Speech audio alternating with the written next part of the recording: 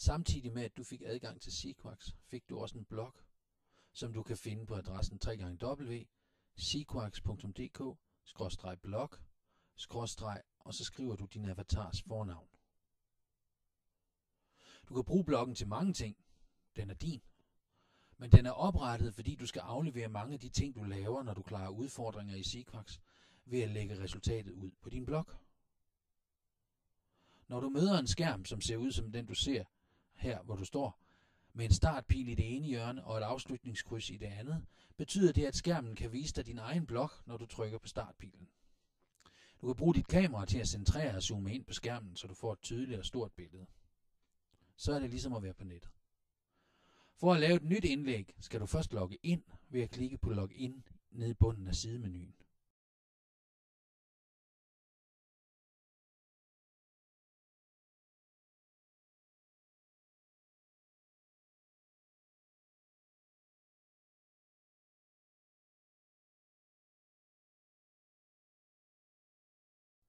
Dit brugernavn er din avatars fornavn, og adgangskoden er den samme som til Sequax.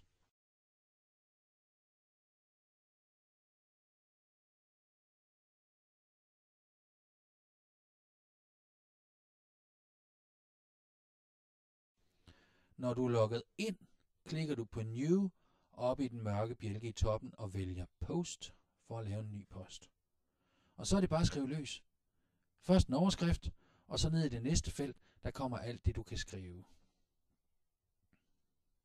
Du kan finde ud af meget mere om det med at lave blogs og skrive på blogs ved at gå på nettet, på YouTube og søge på WordPress blogs.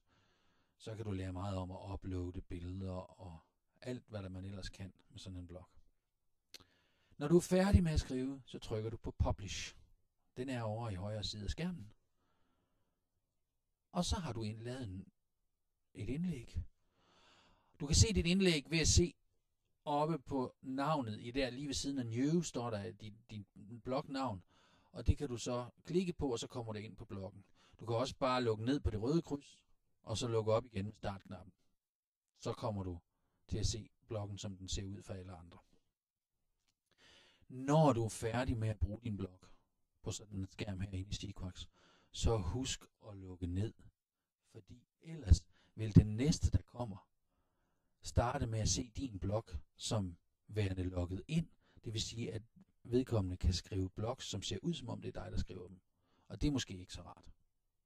Så husk at lukke på det røde kryds, sådan så du efterlader en blank skærm.